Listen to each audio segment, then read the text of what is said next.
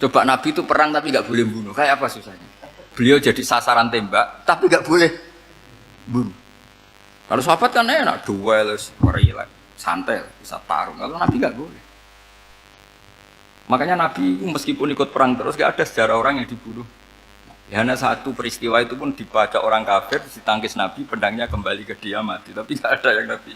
Karena Nabi kalau pembunuh nanti itu terus kayak pendekar kan susah juga punya Nabi kok. Habis perang misalnya Nabi tanya, Muhammad habis serang berapa? 1000. Ya repot juga punya Nabi mantan apa? Pembunuh, meskipun yang dibunuh orang kafir. Tapi kan kayak apa ya? Fitrah manusia itu akan menolak kepemimpinan orang yang gitulah pokoknya nggak bisa diterangkan itu. Makanya Nabi itu nggak pernah bunuh, meskipun kayak apa musuhnya tapi nggak pernah bunuh. Al-Fatihah. Bismillahirrahmanirrahim. Ar-Rahmanir-Rahim. Surah Khairil Muhdi alaihim waladdallin.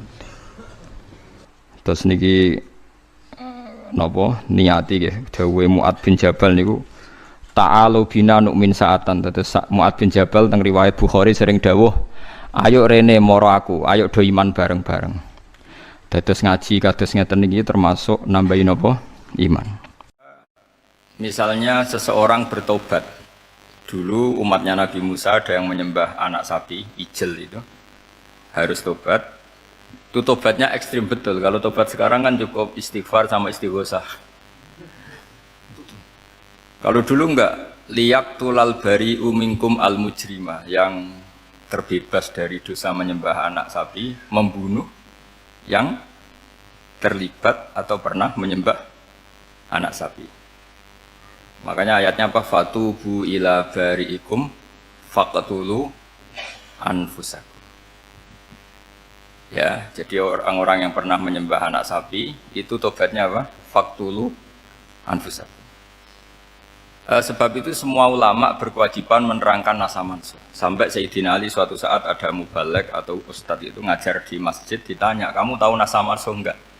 Enggak tahu. Terus kata Sayyidina Ali, berhenti jadi mubalek, lisensinya dicopot. Dicopot, kemudian halakta wa ahlakta, kamu rusak juga merusak. Kenapa demikian? Logikanya begini, semua nabi itu kan panutan.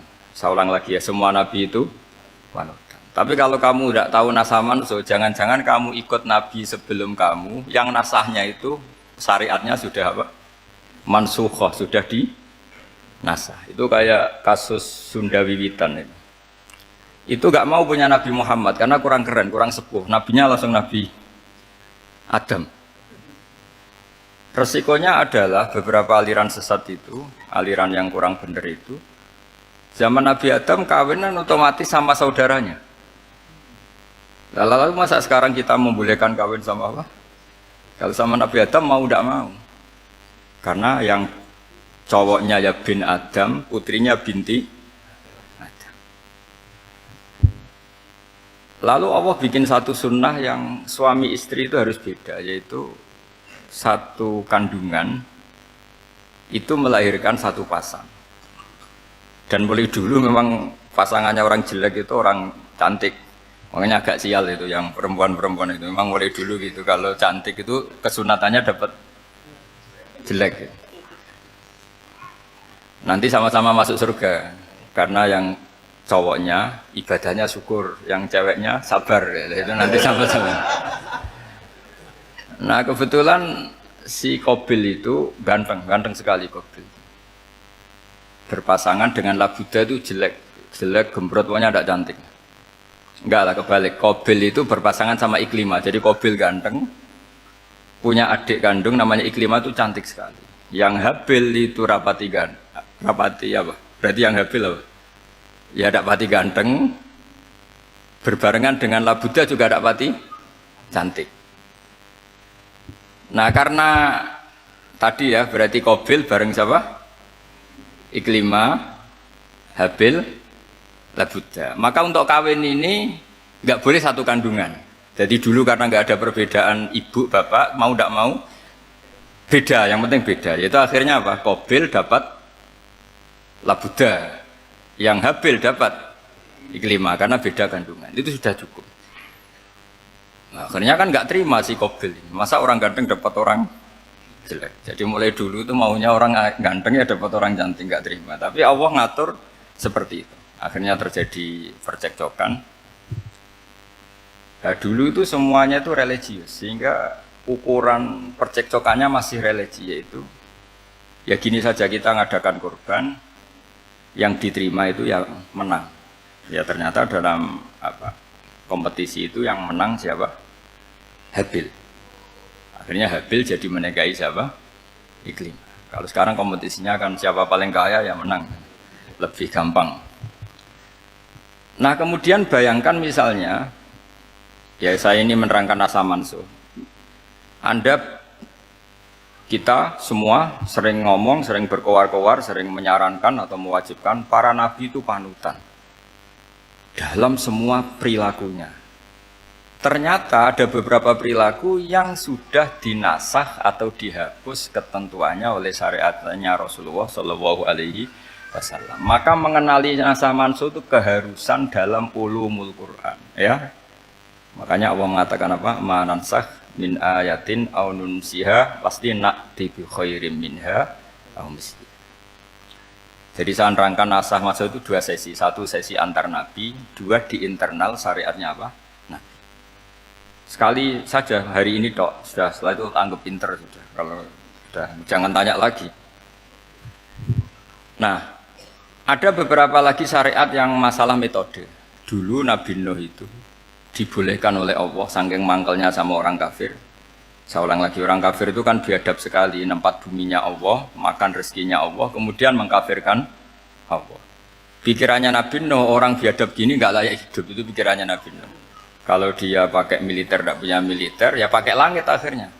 Pakai kekuatan langit, beliau berdoa, Rabbi la tazar alal ardi minal kafirina dayyar. Innaka intazarhum yudillu ibadaka wa la yalidu illa fajirong kafar. Ya Allah, mereka ini orang-orang kafir. Padahal pakai bumi engkau, pakai rezeki engkau. Matikan semua saja. Jangan sisakan satu pun. Karena kalau masih sisa, nanti anak turunnya ya gitu. Gennya gendo ya pasti melahirkan gendo. Gen wala yalidu illa fajirong kafar. Kalau kamu sisakan pasti melahirkan generasi gendo lagi, kafir lagi. Dituruti sama Allah. Kecuali orang 80 yang ikut Nabi Nuh. Nah, orang 80 yang ikut Nabi Nuh ini selamat karena iman. Maka generasi yang sekarang ini termasuk saya semua ini semuanya turunan orang iman. Maka kita ini punya dua status. Satu, Allah kadang manggil kita ya Bani Adam karena faktanya kita turunan Nabi apa?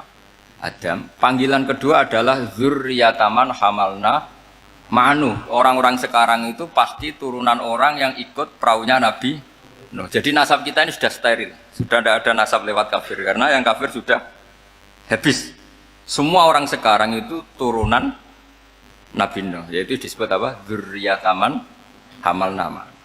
Yaitu sekitar orang 80. Nah, oleh Allah Subhanahu wa taala syariat seperti ini pernah dituruti, yaitu akhirnya mereka mati semua kecuali orang 80 yang mukmin. Tapi uniknya Allah apa? Era Rasulullah sallallahu alaihi wasallam, nabi kita Nabi Muhammad itu diutus rahmatan lil alamin. Ketika nabi didustakan, diusir, disakiti, malaikat gunung, beberapa malaikat sing ahli adab spesial eksekutor lah kira-kira gitu. Muhammad, kamu bilang saja ke saya, kalau kamu ingin orang-orang Mekah bujal CS saya hancurkan. Tapi apa kata Nabi? Saya berharap kalau mereka belum iman, anak cucunya iman. Karena bagaimanapun sperma ya atau calon bayi atau calon keturunan itu kan ada fi aslabir rijal atau fi zuhurir rijal.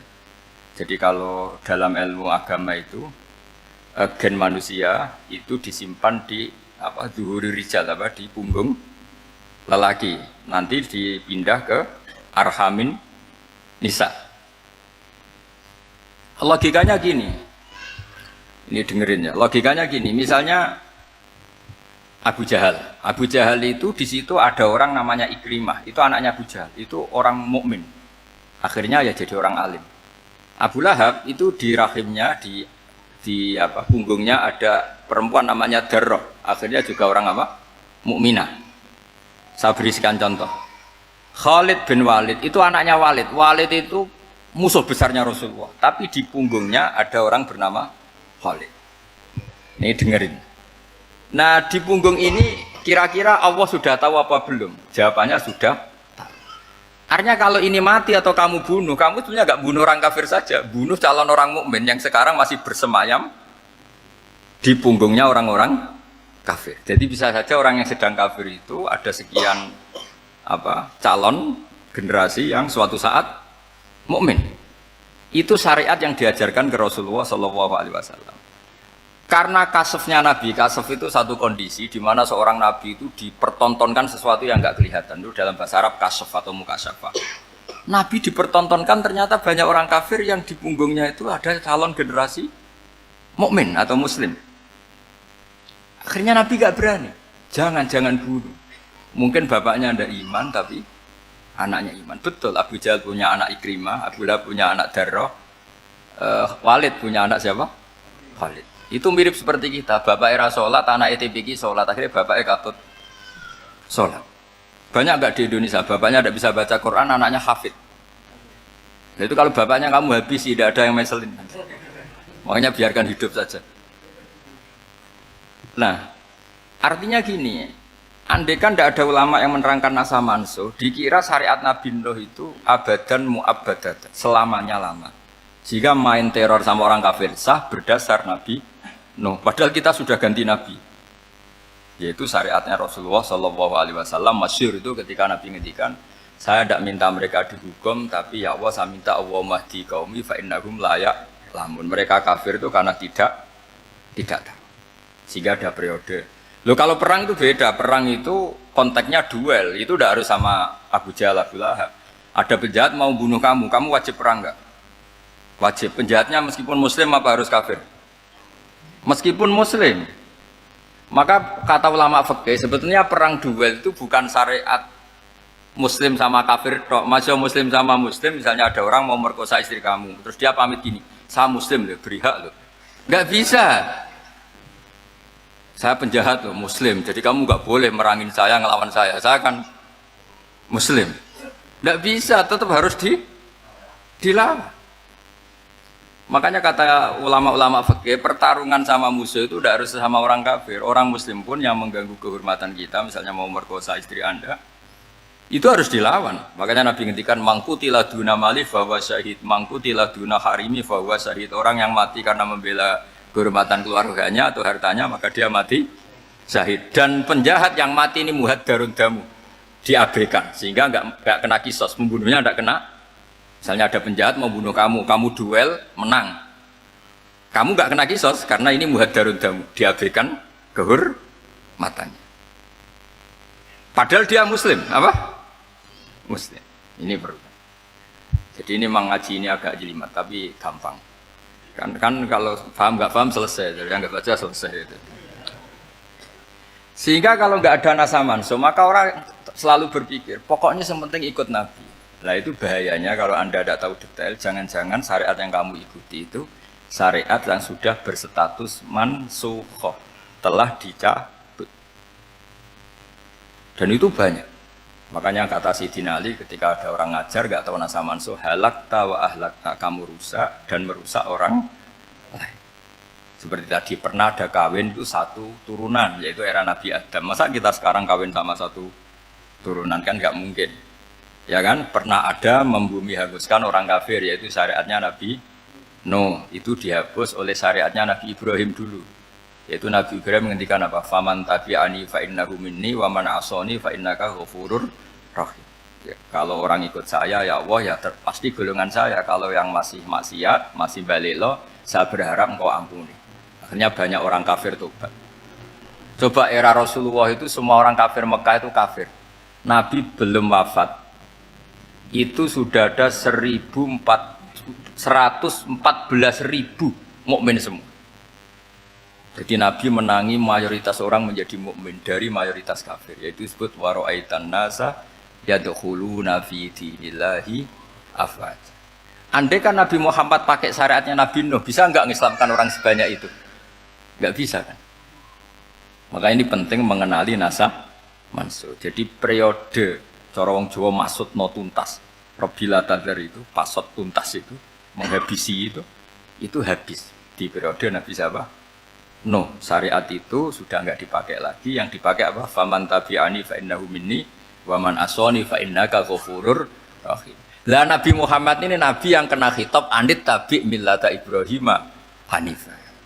Jadi masternya Nabi Muhammad itu mentornya Nabi Ibrahim. Sehingga syariatnya ya faman tabi'ani fa innahu minni wa man asani fa innaka ghafurur rahim. Tidak syariat Rabbila tadzar alal ardi minal kafirina daya. Jelas ya. Jadi mengenali nasa manso itu penting sekali karena kalau ndak Anda halakta wa ahlakta, kamu merusak diri kamu sendiri juga merusak orang lain karena menfatwakan hukum yang sebetulnya sudah berstatus mansukh hanya berdasar itu kan syariatnya nabi-nabi dulu. Syariat yang apa? Syariat yang enggak pernah terhapus hanya satu, usuluddin, yaitu tauhid, itu sama. Tapi kalau syariat itu beda-beda atau furu'iyah itu beda-beda. Itu tadi saya beri contoh era Nabi dulu kalau ada pakaian najis dipotong, dibuang. Era Nabi Muhammad dicuci. Orang kafir dihabisi oleh langit. Era Nabi Muhammad enggak boleh, bahkan didoakan Allahumma hdi qaumi fa innahum la ya'lamun. Di Qur'annya apa? Wa in ahadum minal musyrikin astajaraka fa'jirhu hatta yasma'a kalam Allah tsumma ablighu ma'mana. Jadi kalau ada orang kafir enggak boleh main dihabisin, mereka beri peluang untuk mengkaji kitab Allah. Hatta yasma'a kalam Allah. Kalau mereka sudah berpeluang ngaji, harus tsumma ablighu ma'mana, harus dijamin keamanan. Ya, karena apa? Dzalika bi annahum qaumul la ya'lamun. Bagaimanapun mereka memang karena tidak tahu. Nah, kenapa tidak tahu? Enggak. Karena tadi mereka tertutup oleh kultur yang beratus-ratus tahun. Mbah-mbahnya mereka menyembah batu, menyembah berhala. Ya tahunya itu ya Tuhan. Bagaimana Anda bisa menjelaskan sesuatu yang sudah beratus-ratus tahun kan tidak gampang. Maka ada periode dimaklumi, apa? Kalau era sampean kan, mosok waktu disembah saking gobloknya orang, kamu lahir kan sudah nyembah Allah, tidak nyembah batu. Bayangkan kalau kamu jadi mereka. Wong perut kamu saja disuruh makan pizza sakit kok, karena saking lamanya makan sambal kan gitu. Kamu bilang perempuan Indonesia saja cantik kok, saking lamanya jadi orang Indonesia. Padahal orang Indonesia tanyakan orang Eropa, cantiknya di mana? Kamu lahir di Afrika, bilang orang Afrika itu cantik, tanyakan orang Eropa, cantiknya di mana? Hitam gitu kok. Jadi orang itu pasti terkooptasi oleh sekelilingnya. Orang Afrika akan bilang wanita Afrika itu cantik. Coba tanyakan orang Eropa, cantik apa enggak? Belas. Orang Eropa yang kulitnya gitu kata orang Eropa indah, kata sampean. Koyok anaknya kebo katanya kuda jadi. Jadi orang itu akan terkooptasi oleh sekelilingnya. Bayangkan kalau semua orang nyembah berhala terus kamu ndak, alasan kamu apa? Kan menentang mayoritas. Dan itu berat. Maka dimaklumi oleh Allah, dzalika bi annahum qaumul la ya'lamun fi manah panyeruar. Nah, pemakluman ini yang mulai sekarang terkikis. Orang main pukul saja enggak mau ngaji. Enggak mau ngaji Quran secara kafah. Jadi fatwanya Islam kafah tapi ngajinya Quran enggak kafah. Ngambil 1-2 potongan ayat dipakai dalil. Jadi Islamnya inginnya kafah tapi ngajinya Quran enggak. Kalau kafah ya hafal 30 juz itu. Kalau mau kafah ya hafal berapa? 30. Makanya saya sering bilang, saya sering dinasihati orang karena belum tahu saya ini hafal Quran. Bapak harusnya Islam itu kafah. Kata saya ya dimulai dari konsep Islam itu kafah dulu, apa ya hafal Quran secara kafah. Jadi ini penting saya utarakan. Bahaya sekali orang mengenali Islam tanpa mengenali nasah mansukh. Karena beberapa syariat Nabi sebelum kita itu berstatus mansukh. Terus contoh berikutnya, ini nasah mansukh antar Nabi apa khusus internal Nabi? Antar Nabi aja agak selesai nih sampai subuh aja agak selesai. Contoh yang paling keren, mungkin cowok semua senang. Nabi Dawud dulu istrinya berapa? 99. Nah itu kalau masih halal itu kan berarti jenengan tuh punya istri berapa? Wah kan ngeri betul. Punya satu aja repotnya gitu, apalagi berapa? Punya 99. Terus kamu bilang gini, ini kan syariatnya Nabi Dawud, Nabi kan bisa diikuti. Pernah ada periode di mana seperti itu boleh. Jadi makanya mau tidak mau mengenali nasah mansukh itu harus. Kalau enggak ya kamu masih berkeyakinan Boleh beristri berapa? Nah ini penting saya utarakan, makanya Sayyidina Ali itu kalau ngetes calon mubalek, kira-kira kalau Kemenak dulu inginnya apa? Sertifikasi apa? Mubalek. Itu tanyanya gitu. Ta'rifun an-nassa wal manso, kamu apa tahu nasa manso lah. Jawabnya Sayyidina Ali, halak tahu ahlak tahu, kamu orang yang rusak. Karena tadi takutnya ada syariat yang sudah mansukhoh dipakai. Itu tadi misalnya kita ini tidak umatnya Nabi Nuh, tapi pakai syariat Robbila tadar alal ardi minal kafirina. Terus ketiga begini, misteri manusia itu. Dan ini kita tidak pernah tahu sampai kiamat, tapi ini ilmu harus kita diskusikan. Misalnya saya ini namanya Bahaudin. Saya sekarang hidup sampai 2019 sekarang. Kan hanya Allah yang tahu berapa turunan saya sampai kiamat dan statusnya kayak apa. Donald Trump juga gitu. Donald Trump itu sekarang kafir, tapi kita tidak pernah tahu nanti turunan keberapa ada yang Muslim. Nah turunan yang calon Muslim ini diletakkan di mana kita tidak tahu. Yang jelas kalau kamu bunuh itu katut itu. Artinya gini, logika membiarkan orang kafir itu ya ada logikanya. Nah, logika membunuh karena mereka mau membunuh kita ya ada logika fikihnya, karena kalau kita ada membunuh dibunuh. Makanya semuanya hukum ini terus bergantung al-hukmu yaduru ma'ilatihi wujudan wadam. Di sini terus dipertemukan. Makanya semua nabi itu kalau yang namanya membunuh pasti pas perang saja, karena ini kondisi yang memang pilihannya hanya dua, kalau nggak dibunuh ya membunuh. Ada duel lah itu. Maka ini butuh kajian fikih dan orang nggak boleh subjektif dalam hal ini. Saya ulang lagi, tidak boleh subjektif karena tadi orang yang kamu katakan sekarang misalnya Zaid, kamu itu bodoh sekali. Kenapa bodoh? Nggak hafal Quran, nggak pernah kuliah, nggak pernah ngaji. Ternyata Zaid ini bersemayam calon anak yang alim alama hafal Quran, namanya Umar, tapi masih jadi sperma. Suatu saat Zaid itu punya anak alim alama, kan banyak orang tidak bisa baca Quran punya anak hafid, banyak nggak di Indonesia? Banyak nggak petani yang punya anak dekan? Petani punya anak dekan, yang dekan punya anak naik kelas saja susahnya bukan main.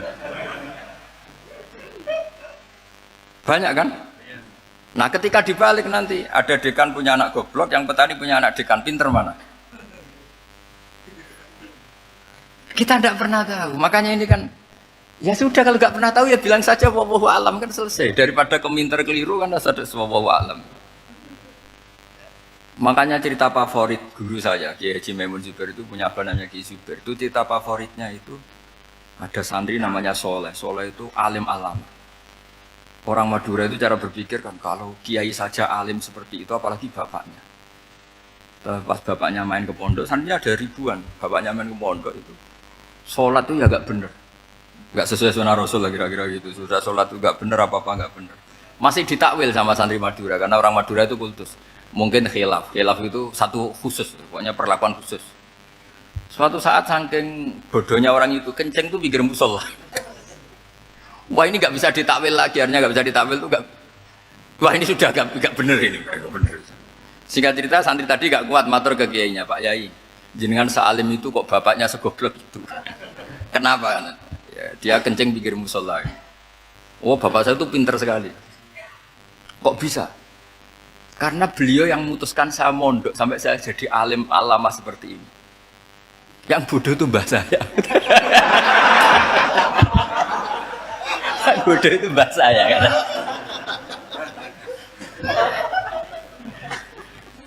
Artinya gini, sekarang misalnya Anda dekan, atau Anda rektor, atau Anda profesor, atau Anda kiai top, mubalek kondang. Anda mubalek kondang terus punya anak, gobloknya bukan main. Atau apalagi anaknya ketangkep KPK. Yang satu anaknya orang bodoh jadi dekan. Kalau kompetisi ini pinter mana? Ada ahli metodologi, tapi anaknya itu terlibat narkoba. Yang ini petani utun, anaknya dekan. Kira-kira kalau dikompetisikan pinter mana? Anaknya pinter petani tadi gitu. Yang ketika petani kamu vonis bodoh gitu. Tapi siapa tahu kalau ini menyimpan calon. Paham ya? Kita tidak pernah tahu. Makanya Quran selalu ngajari gini, dalam ilmu sosial itu wa in adri la'allahu fitnatul lakum wa mata'un ila. Dalam ilmu sosial itu kita harus jawab tidak tahu. Karena mungkin. Makanya saya tadi pagi ngaji di direktorat, saya bilang Saya pernah diprotes orang, Gus kamu udah jelas 01 apa 02. Ya saya jawab, manusia itu makhluk yang paling gak jelas. Gitu. Sekarang soleh suatu saat bisa saja gak soleh. Yang sedang gak soleh suatu saat soleh. Sesuatu yang mungkin rubah kok kamu fanatik itu gimana? Nalarnya gimana? Coba kita tahu dulu, Wahsy itu pembunuh Hamzah, akhirnya mati mukmin ya enggak? Padahal orang yang sangat dibenci Rasulullah karena membunuh Sayyid siapa? Hamzah. Sa'labah yang tukang itikaf di masjid, akhirnya su'ul Fatimah. Kita tidak pernah. Nah kalau nggak pernah tahu ya tidak usah terlalu fanatik biasa saja. Kayak jenengan seneng saya itu ya saya tidak tahu sampai kapan ya. Saya seneng sampean sampai kapan ya tidak tahu. Kayak suami istri itu. Pas nikah harmonis bulan madu sampai kapan bertanya. Yang jelas paling awet itu pasangan jelek itu pasti nggak awet. Makanya jadi guyonan. Pasangan itu jangan baik-baik nggak awet. Kalau jelek itu awet. Ternyata maksudnya cantik sama ganteng itu suatu saat pasti jadi jelek. Yang jelek sama jelek pasti jelek terus. Makanya jadi guyon aja. Kalau pasangan jelek itu awet katanya. Tapi kalau pasangan baik, ternyata baik wajahnya itu pasti gak awet. Suatu saat pasti jelek. Tapi yang jelek awet. Karena mulai dulu ya jelek sampai itu. Awet jeleknya maksudnya bukan. Ya jelas ya, jadi saya mohon sekali ini ilmu. Sampai ndak urusan, ini bukan urusan cocok ndak cocok, tapi ilmu. Ilmu harus kita dengar bahwa syariatnya para nabi itu yang sifatnya furu'iyah, tidak usuliyah, tidak tauhid itu potensi rubah. Sehingga mengkaji nasab mansukh itu satu keharusan seorang ulama. Makanya setiap ada syariat nabi, hal hadis syariah mu'abbadah amla, mansukhah amla. Karena potensi itu tinggi. Kita tahu dulu semua nabi sholat menghadap apa? Baitul Maqdis. Era Rasulullah dipindah ke Ka'bah. Tapi kalau kamu katakan total Baitul Maqdis ya tidak juga. Nabi Ibrahim mulai dulu madhabnya ke Ka'bah. Tapi kalau Nabi Musa ke Baitul Maqdis. Terus kamu bilang ini 01, 02 ya memang syariat jadi sesuatu yang furu'iyah. Nah, kenapa ini furu'iyah? Jawabannya sederhana. Ketika seseorang menghadap Ka'bah itu menghadap batu apa menghadap Allah? Allah. Ketika menghadap Baitul Maqdis hakikatnya menghadap Allah apa menghadap Baitul Maqdis? Allah. Maka menghadap Ka'bah itu sebenarnya masalah furu'iyah. Yang masalah usuliyah adalah inni wajjahtu wajhiya lilladzi fataras samawati wal ardh. Yang permanen adalah menghadap Allah Subhanahu wa taala. Cuma secara prosedur syariatnya secara zahir menghadap Ka'bah. Maka potensi rubah karena ternyata itu furu'iyah. Untuk kiblatnya itu furu'iyah. Yang permanen adalah menghadap ke Allah Subhanahu wa taala. Ini penting ya. Jadi terus sekarang masih antar nabi apa di internal nabi? Ini sudah mau selesai waktunya, sudah habis ini. Internal. Ini sudah selesai ini sudah pas ini. Mohon Pak Andi. Wah. Jam ini sudah. Sampai mana tadi? Diteruskan apa enggak? Sudah ya, sudah kayaknya sudah. Biar kelihatan cerdas terus. Sekali pertemuan sudah pinter gitu. Berapa? Setengah jam sudah pinter. Yang internal nabi apa antar nabi? Internal ya, sudah sekarang ke internal. Kalau internal lebih banyak lagi contohnya. Yang masyhur tentu masalah Baitul Maqdis. Dulu Rasulullah pernah sholat menghadap Baitul Maqdis 16 bulan. Berapa? 16 bulan, kila 17. Pokoknya khilafnya hanya 16 dan 17. Kalau ada bilang 10 bulan berarti gak pernah ngaji khilafnya. Karena khilafnya itu hanya 17 sama 16. Akhirnya sama Allah diminta disuruh menghadap ke Ka'bah. Saya ulang lagi, itu tetap masalah antar nabi sebetulnya. Begini. Makom itu kalau dalam bahasa Arab bukan kuburan. Kalau di Indonesia kan makomnya Sunan Bonang itu kan kuburan. Kalau makom dalam bahasa Arab itu sesuatu yang pernah dipakai singgah itu namanya apa? Makom. Lalu Rasulullah itu pertama di Medina itu madhab Baitul Maqdis itu 16 bulan. Orang Yahudi senangnya bukan main. Sampai mereka bilang gini, Muhammad tuh gaya-gaya nantok punya agama baru. Tapi kiblatnya ikut kita. Baguslah anak itu katanya. Masih tahu diri katanya. Bagus katanya itu masih tahu diri. Jadi senangnya bukan main orang Yahudi. Karena kiblatnya Muhammad sama dengan mereka. Ya tentu mereka jangkar Muhammad, bukan Sayyidina Muhammad atau Rasul Muhammad karena mereka masih enggak iman. Nabi itu ya agak tersiksa karena beliau secara gen turunan Nabi Ibrahim dan kiblatnya Ibrahim itu Ka'bah. Agak tersiksa tapi sami'na wa ata'na tetap madhab ke Baitul Maqdis berapa? 16 bulan. Suatu saat Nabi Muhammad itu disuruh madhep Ka'bah. Ini dengerin. Akhirnya madhep ke Ka'bah. Apa yang terjadi? Orang Yahudi komentar gini, Muhammad itu gimana? Dia di perantauan, rindu sama keluarganya. Terus rindunya itu diaplikasikan jadi perilaku agama. Jadi dia madhep Ka'bah, dianggap kangen. Kayak saya kan orang Rembang. Rembang itu apanya Jogja? Timurnya apa? Nggak, Jakarta itu mana Jakarta? Barat sana ya. Ibaratnya saya orang Jakarta, terus merantau di Jogja. Dulu kiblatnya itu menghadap ke timur. Terus ketika madhep ke barat, kata sampean, wah itu padune kangen apa? Keluarga. Juga kurang ajar orang Yahudi. Jadi orang Yahudi itu memang paling pinter bully. Makanya kalau sampean tukang bully itu ya agak-agak ya enggak. Saya tidak ngomong agak ya, pokoknya agak-agak itu. Ya. Pinter bully orang Yahudi. Makanya enggak ada orang debat sepinter orang Yahudi. Yang bisa ngalahkan hanya Tuhan itu. Orang Yahudi yang bisa ngalahkan hanya Tuhan. Loh Sayyidina Ali orang paling terkenal cerdas. Itu kalau sama orang Yahudi itu pusing. Karena ya, apa logikanya itu? Saya beri sekian contoh. Ada orang Yahudi tanya gini, Muhammad, kalau kambing mati itu yang bunuh siapa? Ya Allah, mati langsung itu. Agama kamu itu aneh, Mak. Yang langsung sentuhan Allah haram, tapi yang lewat tangan-tangan jahil manusia malah halal. Harusnya itu yang halal, kan orisinal langsung Allah yang bunuh. Jadi uteknya itu aneh, dari cara berpikir itu aneh. Nah cara sampean ini kan, nak halal pangan kue. Tapi Nabi kan nggak boleh bertutur kata kasar gitu. Kalau yang jadi Nabi saya untalan ngono kan gitu. Tapi Nabi kan nggak boleh kasar. Jadi Nabi itu problem karena nggak boleh apa? Kasar. Kalau kita kan gampang, wis nak halal untalan kan selesai apa? Tapi Nabi nggak boleh kasar gitu.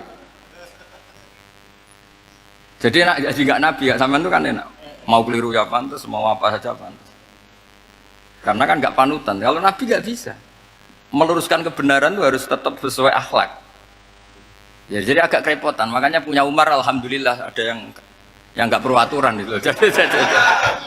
Jadi enak. Jadi ya itu memang aturannya harus itu.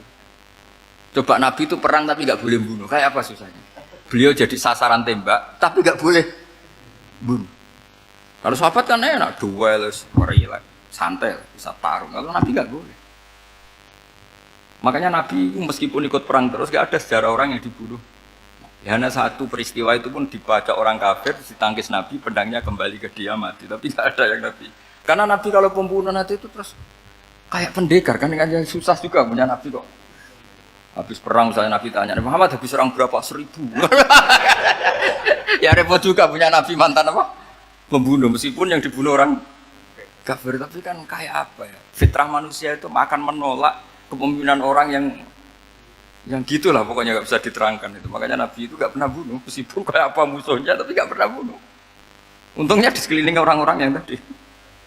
Jangan bilang itu suka bunuh ya, pokoknya perang gitu ya. Perang dengan bunuh itu beda loh ya. Kalau perang itu fair apa? Fair. Sampai mana tadi? Nabi Ibrahim ya. Makom tadi saya ulang lagi. Nabi Muhammad menghadap ke Baitul Maqdis itu hanya Allah nuruti. Ini loh Nabi betul. Tahu betul bahwa di antara syariat adalah Baitul Maqdis. Karena semua Nabi pernah berkiblat Baitul Maqdis. Tapi Nabi ketika menghadap ke Ka'bah, Nabi juga dibilangin sama Allah. Ini loh syariat yang benar. Karena Ka'bah juga kiblat sing a'taku. Lebih tua ketimbang Baitul Maqdis. Maka disebut Ka'bah Atiqah. Ilal Baitil Atiq. Kalau Quran bahasakan Ka'bah apa? Wal yatawafu bil Baitil Atiq. Atiq itu tua sekali. Ya sudah. Ketika berstatus tua itu orang Yahudi seneng. Mergo roh kelirune Muhammad. Mereka nantang. Muhammad ayo debat terbuka. Nabi rawuh. Bagaimana Anda bilang Ka'bah itu kiblat tertua? Wong Ka'bah itu pertama yang menghadap sana itu ya kamu. Semua Nabi menghadapnya ke Baitul Maqdis. Terus Nabi Muhammad mulai berargumentasi ilmiah tadi. Enggak, Ka'bah itu kiblatnya Ibrahim. Jadi Ibrahim dulu itu ya mulai dulu kiblatnya itu di Ka'bah. Terus orang itu tanya, buktinya apa? Terus dijawab, fihi ayatum bayinatum maqam Ibrahim. Ternyata di situ ada jejak kakinya Nabi Ibrahim, yaitu batu yang diinjak beliau ketika bangun Ka'bah. Itu argumentasi ilmiah. Lah barang orang Yahudi kehilangan ilmu itu gobloknya orang Yahudi. Makanya yang bisa mengalahkan Yahudi hanya Allah Subhanahu wa taala. Wong Ibrahim saja golongan kita, pengikut kita. Ibrahim itu pengikut Yahudi. Wah, itu Nabi mulai senyum-senyum, mulai tertawa-tawa. Wah, itu goblok orang terdidik. Karena itu ibaratnya kayak kamu bilang Soekarno itu pengagum Puan Maharani. Kira-kira seperti itu. Soekarno itu pengikut Puan. Karena Yahuda itu Yahuda bin Yakub bin Ishak bin Ibrahim. Saya ulang lagi ya, nasabnya Yahudi apa? Yahuda bin Yakub bin Ishak bin Ibrahim. Jadi Ibrahim itu mbah keempat dari Yahuda. Tapi karena mereka kalah debat, Ibrahim itu pengikut Yahudi, itu sama dengan bilang apa? Soekarno itu pengikut Puan Maharani. Itu kan jadi aneh. Atau Gus Dur pengikut Mbak Yeni, atau Basim Asari pengikut Mbak Yeni, itu kan aneh. Wah, akhirnya sama Allah diingatkan. Makanya ada ayat ha antum haula hajatum fi malakum bi ilm falimatu hajuna fi ma laysa lakum bi ilm. Perjanjian debat ini semuanya harus ilmiah. Tapi kenapa perdebatan Anda malah ndak ilmiah? Karena orang Yahudi iftadohu, malu semua. Wah, semuanya Muhammad itu satu-satunya kekalahan orang Yahudi. Tapi ayat-ayat seperti ini itu enggak populer. Ayat ha antum haula hajastum fi malakum bi ilm falimatu hajuna fi ma laysa lakum bi. Jadi Islam betapa hebatnya Islam. Kalau debat harus ilmiah. Dan Kanjeng Nabi menantang, ini perjanjian kita debat ini ilmiah. Kenapa sekarang jadi tidak ilmiah? Yaitu kamu mengatakan Ibrahim itu pengikut Yahudi, padahal Ibrahim dengan Yahudi itu dulu Ibrahim. Makanya Yesus kalah, tapi tetap ra Islam, tapi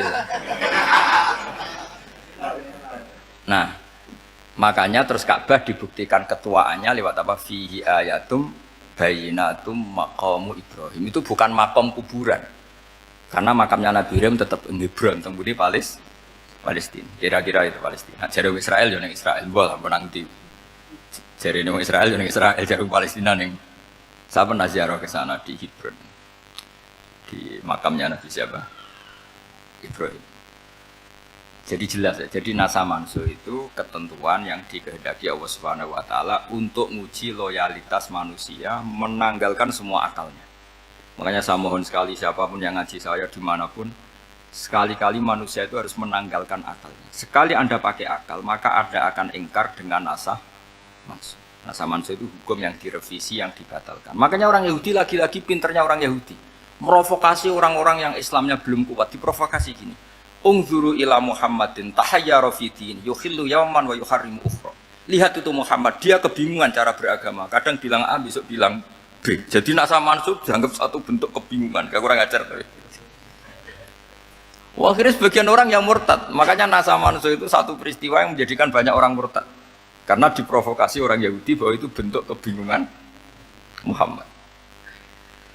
Akhirnya terus saya qulu sufa minan nasi ma wallahum angqiblati mulati kanu aliyah. Nah, kelirunya orang Yahudi adalah ternyata nasa mansu yang dipilih Rasulullah itu semuanya ada di Taurat dan Injil. Termasuk di Taurat dan Injil disifati dan Nabi yusolli ilal qiblatin, bahwa Nabi ini akan bersolat dengan dua kiblat. Makanya tetap ditantang. Qul fa'tu bit-taurati fatluha in kuntum shadiqin. Kalau kamu tidak percaya bahwa saya ini orisinal, ayo bareng-bareng mengkaji Taurat. Tapi mereka tidak siap mengkaji Taurat. Karena Taurat semuanya mendukung Rasulullah Muhammad SAW. Fatluha in kuntum shadiqin. Makanya ini penting sekali ngaji. Jadi perdebatan itu macam-macam. Dan itu pinternya orang Yahudi. Ungzuru ila Muhammadin tahayyara fi dini yukhillu yawman wa yuharrimu ukhra. Ini penting sekali. Makanya nasa mansu itu uji loyalitas. Itu Imam Malik kalau mencontohkan ke Imam Syafi'i. Saya berisikan contoh fikih. Ini saya melanggar waktu. Ini sudah berapa? Saya yang tidak mengesahkan diri saya. Ya misalnya ini ya, ini kertas saya bawa ya, ini kertas saya bawa. Terus ini tak kasih uang misalnya, uang 100.000. Atau kalau contoh Imam Syafi'i dulu dididik Imam Malik begini. Ya Syafi'i, kalau kamu punya dua budak, dua pembantu, kalau dulu kan masih ada budak, dua pembantu lah kira-kira. Seneng mana, yang cerdas sama yang goblok? Seneng yang cerdas. Kalau yang nurut sama yang bantahan, seneng yang nurut. Lah yang nurut itu yang goblok. Makanya tinggal dibalik saja.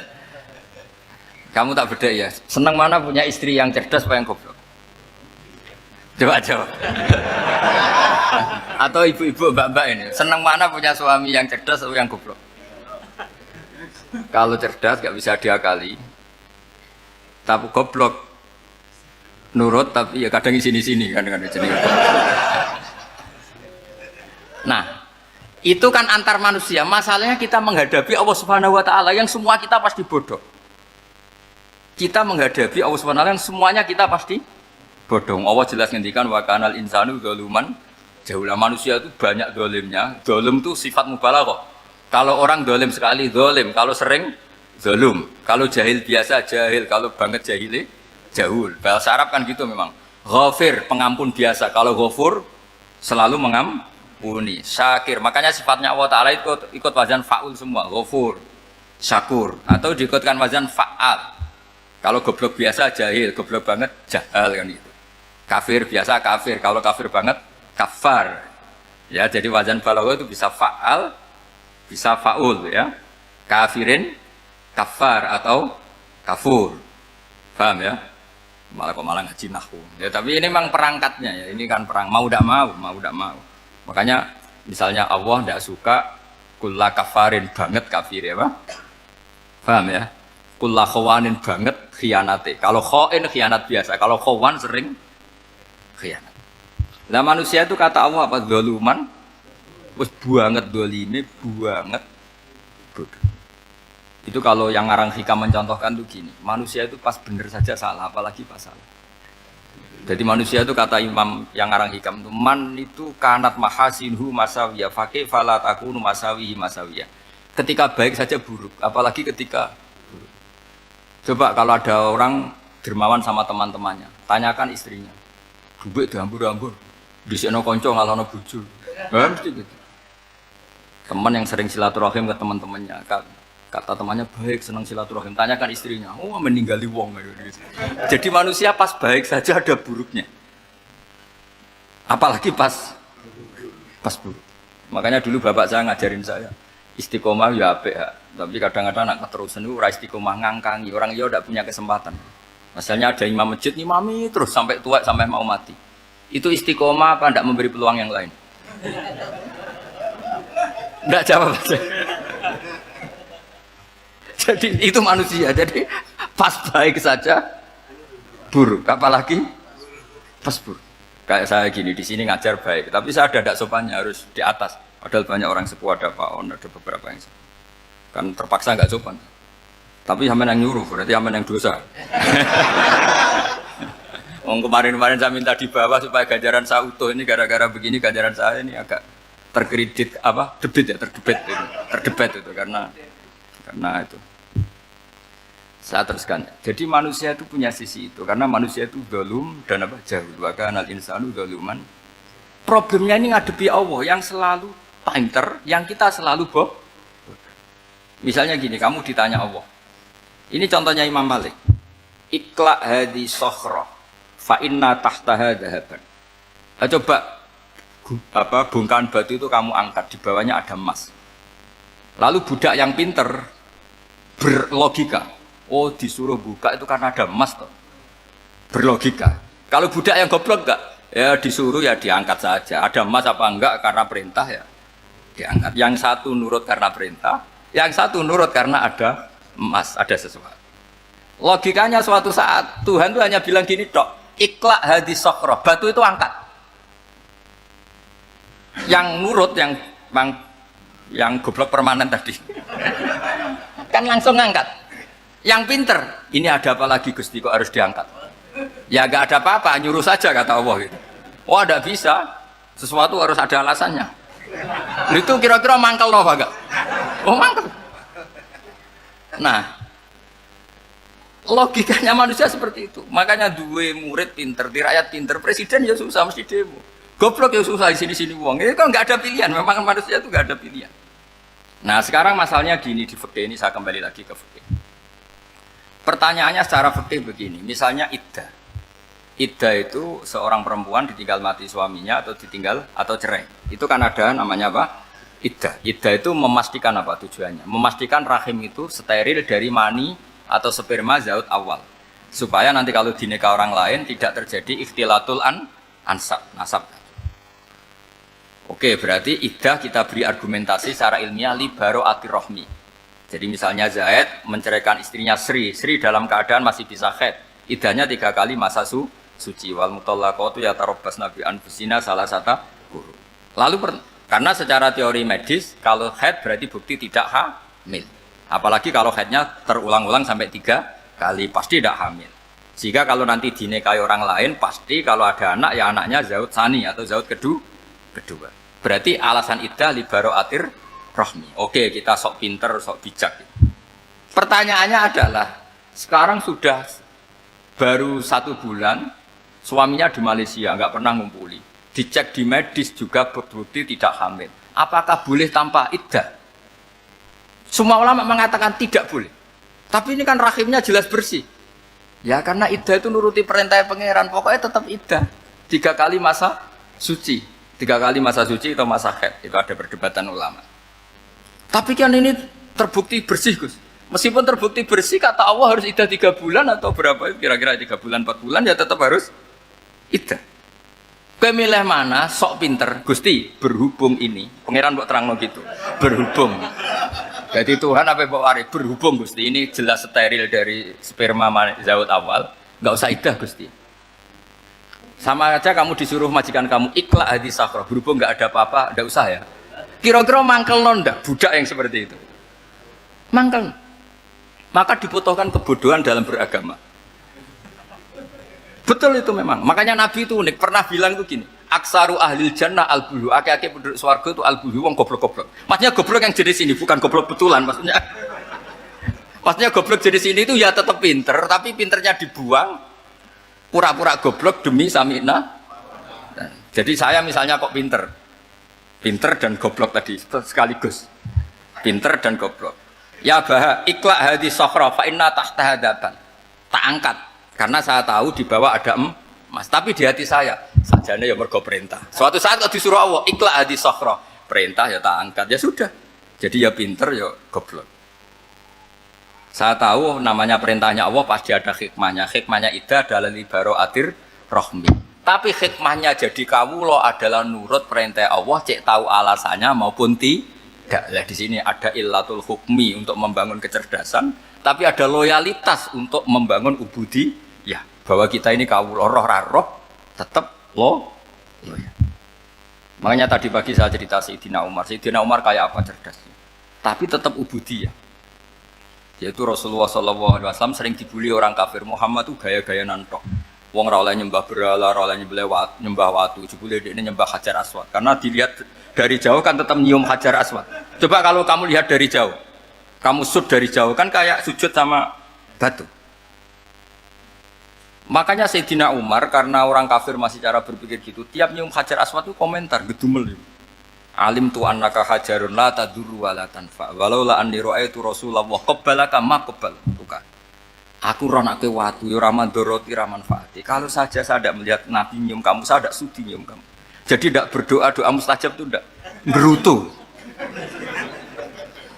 Karena apa? Umar tahu ini masalah secara tauhid. Kalau saya doa depan Hajar Aswad nanti dikira syirik karena berdoa di depan batu.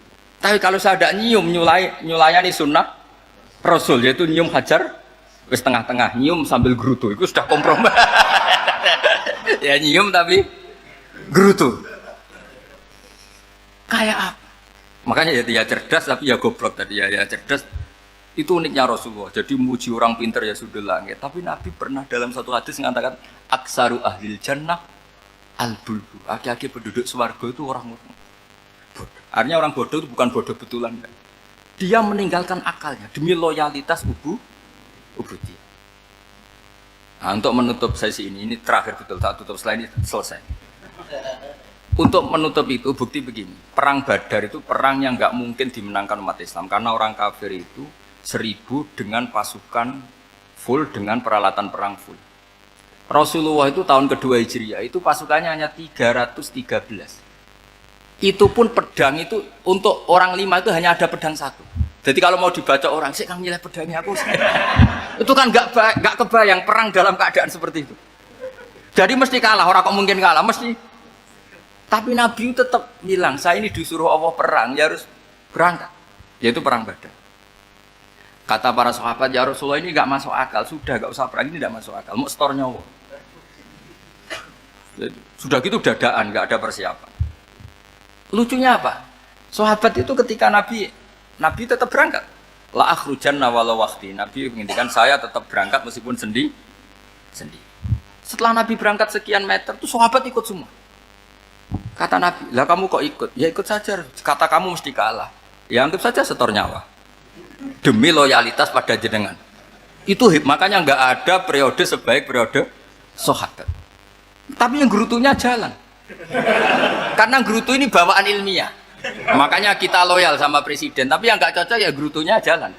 Tapi bawaan mencintai Indonesia tetap jaga stabilitas. Itu bawaan cinta Indonesia, bukan cinta pejabatnya kadang. Gerutunya jalan. Tapi bawaan loyal sama Indonesia tetap mengaku. Bawaan loyal sama Rasulullah tetap ikut perang. Bawaan akal karena nggak masuk akal ya gerutu. Dan itu uniknya Quran itu mengapresiasi itu dan dianggap nggak masalah. Saya bacakan ayatnya. Kama akhrajaka rabbuka min baitika bil haqq wa inna fariqam minal mu'minina lakarihun yujadilunaka fil haqqi ba'dama tabayyana ka'annama yusaquna ilal mauti wa hum yanzurun. Peristiwa Badar ada peristiwa kamu itu keluar untuk perang. Sahabat kamu ngikuti, tapi mereka lakarihun, nggak senang sebetulnya. Karena nggak masuk akal. Ya geremeng tapi ya derek. Yujadilunaka fil haqq, mereka mendebat kamu dalam kebenaran. Jadi ya Rasulullah wong perang karuan kalah jenengan lakoni alasane nopo? Lah kok melok? Ya saya harus ikut jenengan Nabi. Itu unik. Kalau orang sekarang mana mau, kalau nggak masuk akal nggak mau melakukan. Coba misalnya istri kamu belajarnya dikurangi, anggap saja petualangan latihan hidup di masa lalu, nggak mau. Padahal petualangan itu hal yang indah. Petualangan itu kan hal yang indah, kan nggak mau. Oh ngirit tuh alasan. Tapi lucunya kalau dijak camping bermiskin-miskin di hutan mau. Karena karepe dhewe, tapi nak suami yang ngongkon. Ayolah seminggu ini kita model miskin, anggap saja petualangan masa lalu, nggak mau. Karena pinter, apa? Coba kalau bodoh, ya ngono ya apa-apa mas. Tapi resiko ada nak bodoh, pas kamu sakit ya dibiarin. Karena dia melihat sakit kan biasa, namanya manusia. Jadi makanya ini pilihannya susah hidup itu maksud saya makanya ini. Jadi uniknya Quran gitu, Quran itu membolehkan psikologi manusia. Makanya Allah ngendikan kutiba alaikumul qital wa huwa kurhul lakum. Ya saya tahu kamu tidak suka perang. Allah yang ngakui bahwa kurhul enggak apa-apa. Tapi ketidaksenangan kita harus dilawan demi mengikuti Allah dan misalnya perempuan Allah juga gitu. Wa ashiruhunna bil ma'ruf. Gauli istri kamu muamalah secara baik. Kata Allah fa in karihtumuhunna fa'asa an takrahu syai'a wa ja'alallahu fi khairan katsira. Mungkin ada watak yang kamu tidak suka, tapi di situ ada kebaikan. Allah ngaku yang namanya suami mesti ada watak yang enggak suka dari istrinya. Juga sebaliknya lebih banyak lagi yang suami istri kamu tidak suka watak kamu. Juga enggak suka hidung kamu, wajah kamu banyak lah enggak disuka. Tapi demi kestabilan negara suami istri ini, mereka loyal, justru itu bagus. Maka jagalah ilmu, juga jagalah loyalitas. Itu yang perlu saya utarakan. Jadi makanya agama ini dibangun dua. Satu kecerdasan hikmah, yaitu ya al-hukmu yaduru ma'ilati wujudan wa adaman. Tapi juga ada ubudiyah, bahwa agama ini milik Allah. Maka sami'na wa ata'na. Karena begini logikanya, saya ulang lagi masalah batu. Iqla hadis sokhro fa inna tahta hadaban. Terus saya angkat. Pembantu saya ngangkat. Dia saya gaji atas nama apa? Nurut kan? Atas nama menemukan emas apa atas nama nurut? Nurut karena emas itu juga penemuan saya, milik saya. Ngangkat batu yang nggak ada emasnya juga atas nama nurut. Jadi rapot yang saya berikan ke pembantu saya itu tentang nurut dan tidak nurut. Saya kan tidak peduli dengan cerdas dan tidak cerdas. Itu kan tidak sesuatu yang menguntungkan saya. Nah Allah juga gitu. Kecerdasan kamu, pinter kamu itu tidak menguntungkan Allah Subhanahu wa Ta'ala. Karena Allah itu tidak butuh pinter kamu, cerdas kamu. Allah hanya butuh mental ubudiyah kamu. Makanya Allah mensifati nabinya hanya subhanalladzi asra bi abdihi. Karena status tertinggi manusia adalah sifat kehambaan. Makanya ya Tuhan nafsul mutmainnah irji'i ila rabbiki radiyatan mardiyah fadkhuli fi ibadi. Berstatuslah sebagai hamba baru wadkhuli jannah. Nah kalau kamu berstatus hamba ya harus baik, gak usah kalian bantah. Coba kalau kamu rasional, ya Allah kenapa bikin surga nanti-nanti? Engkau kan bikin sekarang, ngapain repot-repot nanti? Jadi kacau semua agama.